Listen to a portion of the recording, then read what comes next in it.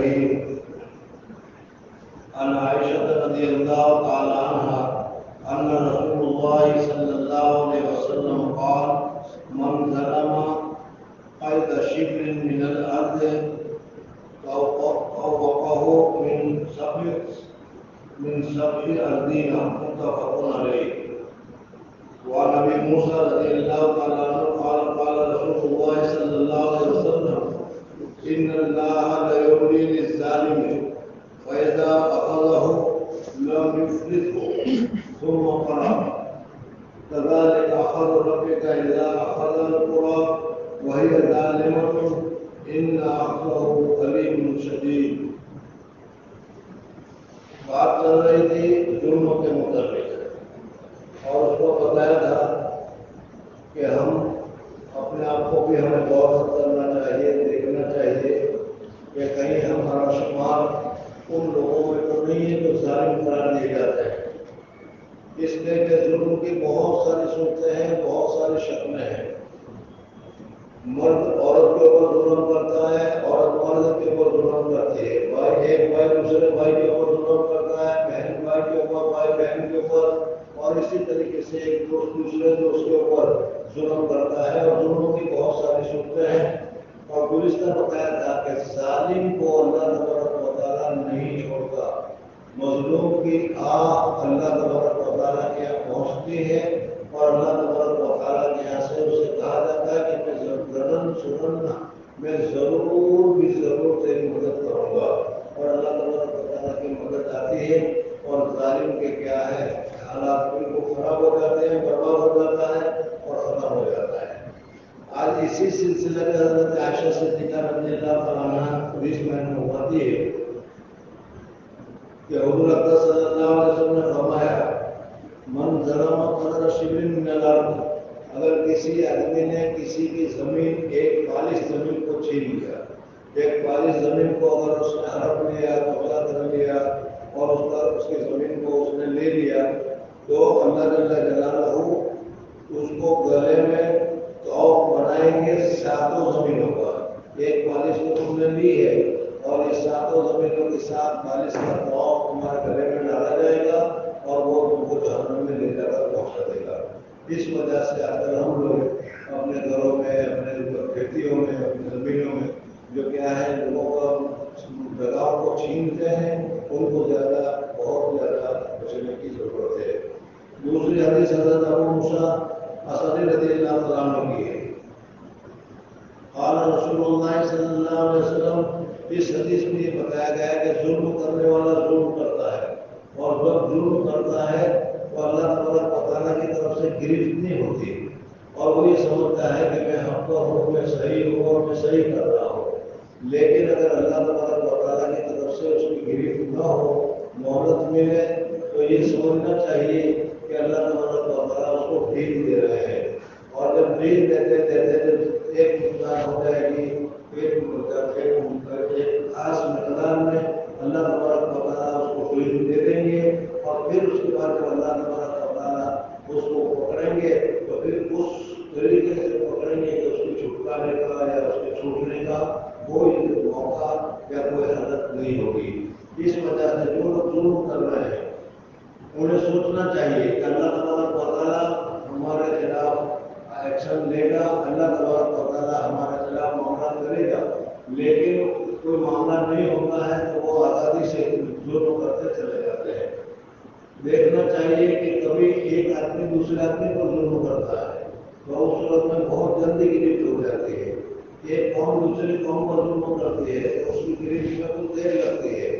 اور ایک ملک میں جب ظلم ہونا شروع ہوتا ہے تو پھر فوراً اللہ تبارک و تعالیٰ گرفت نہیں کرتے، بلکہ اللہ تبارک و تعالیٰ بہت ساری وجوہات کی وجہ سے مہلت دیتے رہتے ہیں۔ جیسے فرعون کو اللہ تبارک و تعالیٰ نے کتنی مہلت دی، حضرت موسیٰ علیہ السلام کا کتنا ان کو سمجھاتے رہے، اور پھر اس کے بعد جب اللہ تبارک و تعالیٰ کی طرف سے گرفت آئی تو پھر اللہ تبارک و تعالیٰ نے سب کو ساز و سامان کے ساتھ ڈبو کر رکھ دیا۔ اس وجہ سے اگر ظالم ظلم کر رہا ہے اور اس کی پکڑ نہیں ہوتی ہے تو یہ حضرت ابو موسیٰ اشعری رضی اللہ تعالیٰ عنہ کی حدیث ہے کہ رسول اللہ صلی اللہ علیہ وسلم نے فرمایا کہ اللہ تبارک و بھی دیتا رہتا ہے ظالم کے لیے، اور جب کہ اللہ جل جلالہ اس کو پکڑتا ہے تو پھر اس میں کوئی چھوڑا نہیں سکتا یا کوئی اسے چھوڑ نہیں سکتا۔ پھر قرآن پاک کی آیت پڑھی وَكَذَلِكَ أَخَذُ رَبِّكَ إِذَا أَخَذَ الْقُرَىٰ وَهِيَ ظَالِمَةٌ إِنَّ أَخْذَهُ قَرِيبٌ شَدِيدٌ۔ اللہ تبارک و تعالیٰ کی پکڑ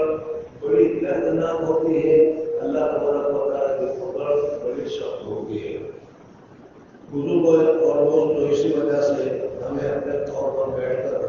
اپنے متعلق خوب غور کرنا چاہیے، خوب سوچنا چاہیے۔ اور میں نے بتایا کہ آج کل ہم لوگ بہت زیادہ ظلم کرتے ہیں،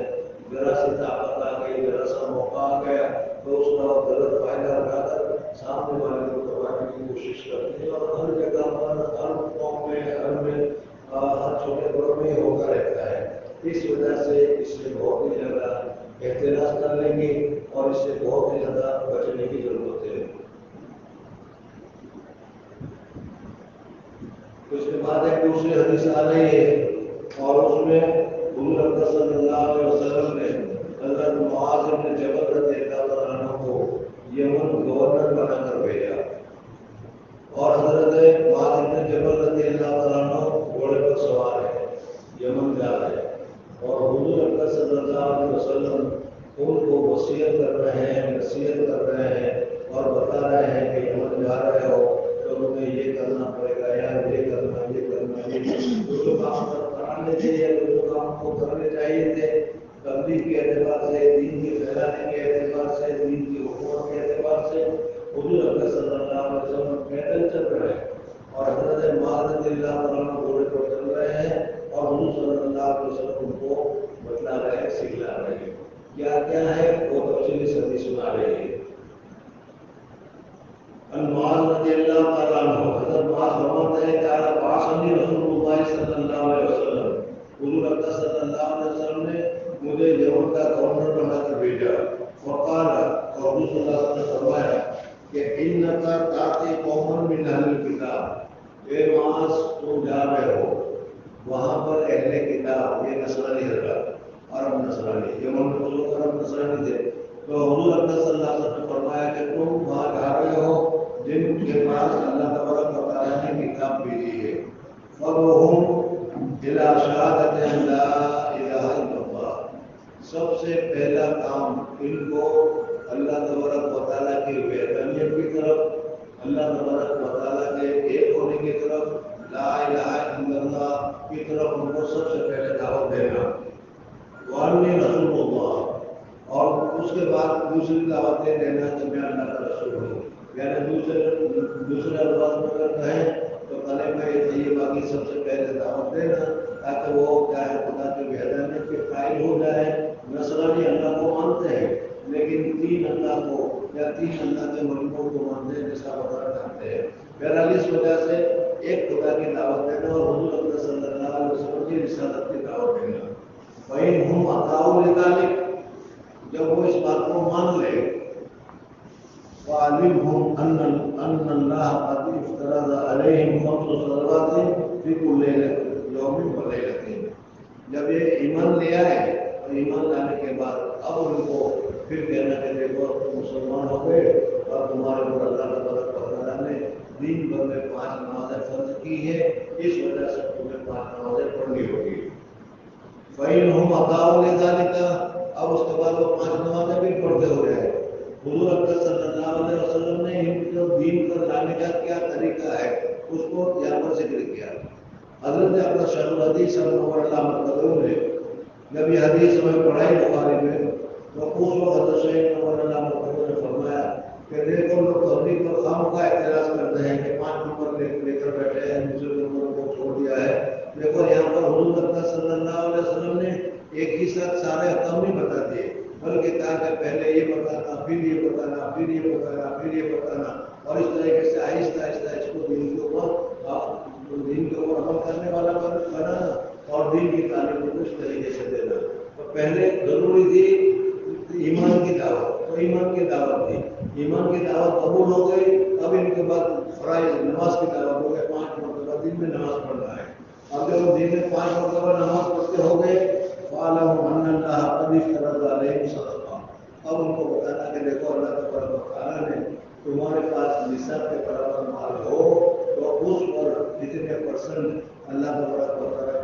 فرض کی ہے، اس وجہ سے وہ زکات نکالنا بھی شروع کرو۔ بس بتاؤ کہ اللہ تبارک و تعالیٰ نے فرض کیا ہے مطلب کا، اور وہ صدقہ جو لیا جائے گا تو خطوط نظریہ ہی بطورت والا فقراء ہی۔ اصل بات تو یہی ہے کہ جس جگہ کے مالدار لوگ ہیں ان سے زکات لی جائے، انہیں کی غربا پر خرچ کرنا چاہیے تاکہ غربت کا نام و نشان ختم ہو جائے اور لوگوں کو راحت مل جائے۔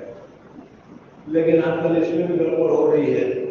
سمجھنا کہ جہاں ضرورت ہوتی ہے وہاں خرچ نہیں ہوتا، نہیں جہاں نہیں ضرورت ہوتی وہاں خرچ ہو رہا ہے۔ خیر بہرحال اگر یہاں سے زیادہ محتاج ہے تو پھر دوسری جگہ پر بھی زکات کو بھیجنا جائز اور درست ہے۔ اور حضور اکرم صلی اللہ علیہ وسلم کے زمانے میں بھی یمن سے اور اسی طریقے سے بحرین سے زکات آتی تھی۔ حضور اکرم صلی اللہ علیہ وسلم کے جو کارندے تھے وہ زکات کو جمع کرتے تھے اور جمع کرنے کے بعد مدینہ منورہ کے غربا اور مدینہ منورہ کے فقراء کو بھیجتے تھے۔ اس لیے جائز تو ہے کہ ضرورت ہو تو دوسری جگہ بھیجنا چاہیے، لیکن ہم جو اپنے اندر جو اس میں گڑبڑی کرتے ہیں کہ اپنے غربا کو یا اپنے آدمی کو یا اپنے غریبوں کو دینا ہے اور دوسروں کو نہیں دینا، یہ ذرا صحیح نہیں ہے۔ حضور اکرم صلی اللہ علیہ وسلم کی امت کا ہر ایک غریب جہاں کہیں کا بھی ہو، جیسے کلر کا ہو، جس کا بھی ہو، جو برابر کا حقدار ہے وہ کرنا چاہیے۔ بھائی ہم عطاؤ لے جائیں، اب وہ زکات دیتے ہو جائے بھیا، تو حضور اکرم صلی اللہ علیہ وسلم نے فرمایا کہ زکات کے وصول کرنے میں عموماً ہوتا ہے کہ اچھا مال، اچھا جانور وصول کیا جاتا ہے اور ادنا وصول نہیں کیا جاتا۔ دینے والا ادنا دینا چاہتا ہے اور لینے والا ہمیشہ اچھا لینا چاہتا ہے، عموماً ایسا ہوتا ہے۔ تو حضور اکرم صلی اللہ علیہ وسلم نے فرمایا ایاک کو بچنا،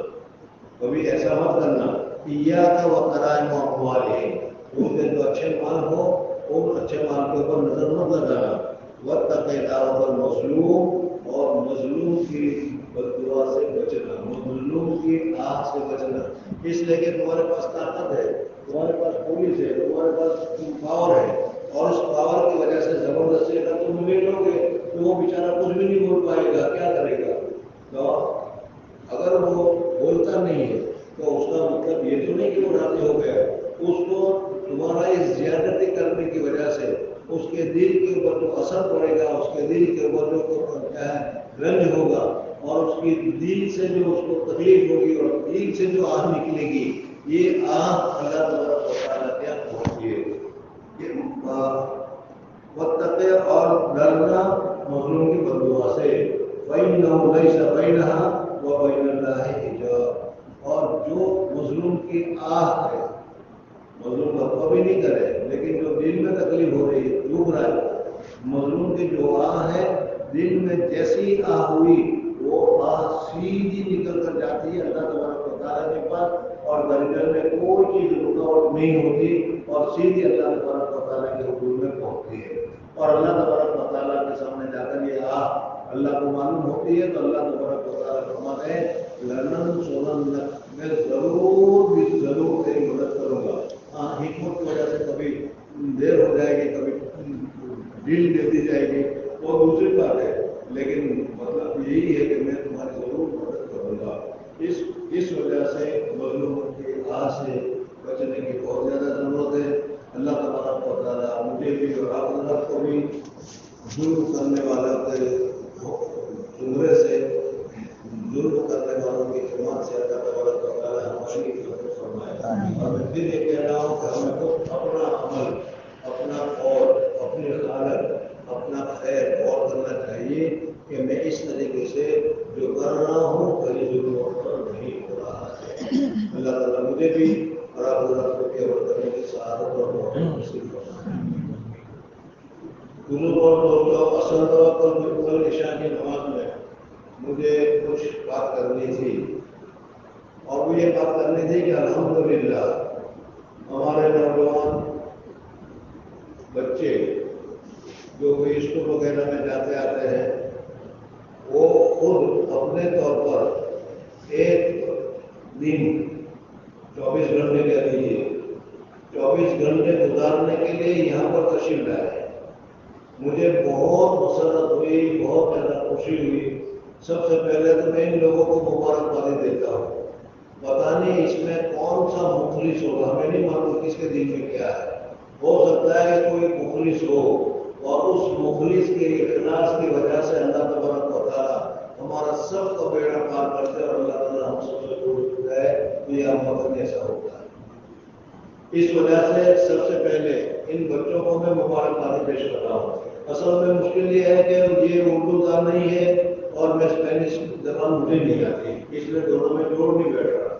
سمجھنا کیا. لیکن پھر بھی ان کو جو ترجمہ کرنے والے کو بتائیں گے کہ میں کیا کہنا چاہ رہا تھا اور میں کیا کہہ رہا تھا. سب سے پہلے تو مجھے بہت زیادہ مسرت ہوئی کہ ہم نے کوئی دباؤ نہیں ڈالا، ہم نے کوئی تحریک نہیں چلائی، لیکن اللہ جل جلالہ ہمارا ان کے دل میں ڈالا. اور یہ کیا ہے، اللہ کے گھر میں آئے، ہم ان کو استقبال کرتے ہیں، ویلکم کرتے ہیں اور اللہ تبارک و تعالیٰ سے دعا کرتے ہیں کہ اللہ تبارک و تعالیٰ ان کے اس مسجد میں آنے کے جذبے کو اور زیادہ اللہ تبارک و تعالیٰ بڑھائے اور ان کے لیے بھی اور سب کے لیے مبارک بنائے. دوسری بات جو ہم نے وہ یہ ہے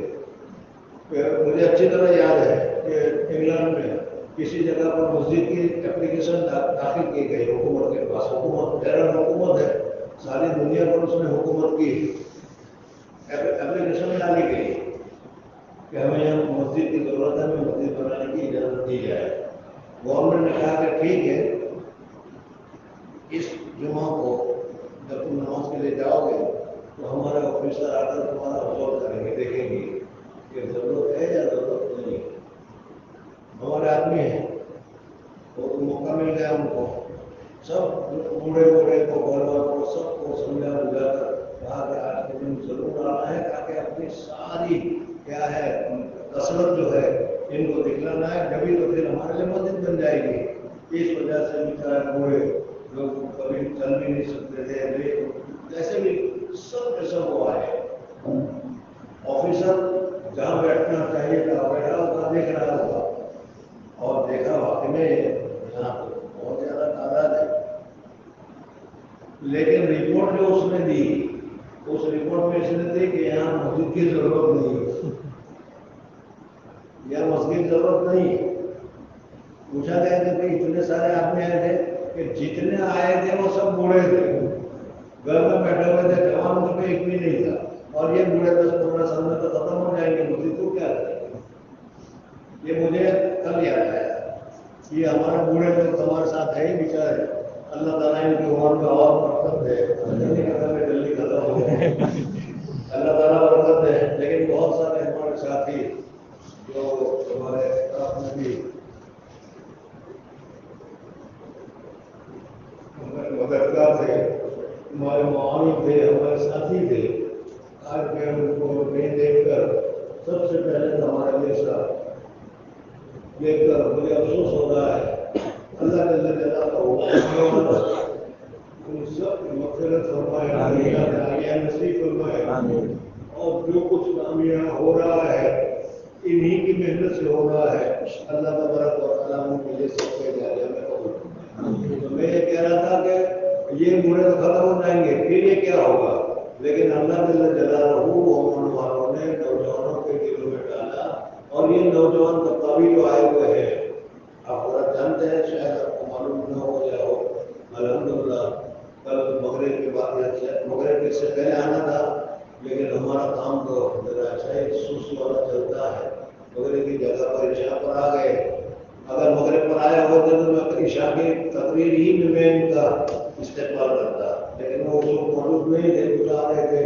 اس وجہ سے. بہرحال یہ تو پہلا موقع ہے، انشاءاللہ آئندہ بھی ہوتے اتوار اور بھی آ رہے ہیں. اس وقت مجھے امید ہے کہ اور بچے بڑھیں گے اور بچے کی جگہ پر بچے کے باپ کو میں کہتا ہوں، بچے کے ماں کو کہتا ہوں کہ اپنے بچوں کو تم کیوں نہیں بیچتے، کیوں ترغیب نہیں دیتے. یہ بچے تو اپنے شوق سے آئے ہیں، ان کو تو کسی نے ترغیب نہیں دی. کیوں نہیں اپنے بچوں کو ترغیب دیتے اچھی باتوں کی طرف، دین کی باتوں کی طرف، مسجد کی طرف. یہ ہماری ذمہ داری ہے. اگر ہم نے یہ نہیں کیا تو ماں باپ صاحب ادا نہیں کیا، یہ ماں باپ جرم کر رہے ہیں جو بچوں کو صحیح راستے پر نہیں لا رہے ہیں. بہرحال میں ان کو مبارکباد دیتا ہوں اور اس کے ساتھ ساتھ ان کے والدین کو بھی مبارکباد دیتا ہوں کہ آپ کے بچوں نے بہت اچھا قدم اٹھایا ہے. اگر آپ کے کہنے سے اٹھایا ہے تو آپ کو بھی مبارک ہے، اور اگر آپ کو نہیں کہا ہے تو پھر آپ کے لیے بھی کیا ہے، اس کو غور کرنے کی بات ہے کہ آپ کے بیٹے میں صلاحیت ہے، دین سیکھنے کا جذبہ ہے، دین سیکھنے کے جوش ہے، لیکن آپ اس کو ہمت نہیں دے رہے ہیں. یہ آپ نقصان کر رہے ہیں. اللہ تبارک و تعالیٰ مجھے بھی اور آپ کو بھی اچھے کاموں میں بڑھ چڑھ کر حصہ لینے کی سعادت اور توفیق نصیب فرمائے. ان بچوں سے میں گزارش کروں گا کہ ان کے ساتھ جو 47 میں تقریر کرنے والے لوگ ہیں وہ بتائیں اور مغرب تک افطار تک رہے. گھر نہ جائیں، آپ سے اتوار کچھ کام رہے گی، اتوار تک رہے. اور یہاں جو اجتماعی کام ہو رہے ہیں اس اجتماعی کام میں وہ شریک ہو. اور اجتماعی کام کے علاوہ جو انفرادی کام ہے، مثلاً بھی سونا ہے، سو جائے کوئی روکے گا نہیں، آرام سے سو جائے، 9 بجے تک اٹھ جائے اور 9 بجے کے بعد میں اٹھ کر قرآن پاک کی تلاوت کرنا شروع کر دیں. اور قرآن پاک کی تلاوت اتنی کریں کہ آپ کو خود احساس ہو کہ میں نے ایک دن میں 1 پارہ، میں نے ایک دن میں 2 پارے، میں نے ایک دن میں 3 پارے. آج میں نے زندگی میں پہلی مرتبہ پڑھے ہیں کہ ایک دن میں اتنا پارہ میں نے پڑھا. زیادہ سے زیادہ مقدار میں قرآن پاک کی تلاوت کریں. اللہ تبارک و تعالیٰ اسی بیج کو جو اس وقت آپ اپنے دل میں بو رہے ہیں، آگے چل کر انشاءاللہ وہ بڑا وسیع درخت بنے گا، دین کا درخت بنے گا اور دین کو مرتب کرنے کے لیے کام آئے گا. ہماری دعا ہے اللہ تبارک و تعالیٰ مودی اور حضرات کو کامیاب بنائے اور یہ رمضان ہمارے لیے زندگی کے سدھارنے کا رمضان بنے. سبحان اللہ و بحمدہ، سبحان اللہ و بحمدہ، نشہد ان لا الہ الا اللہ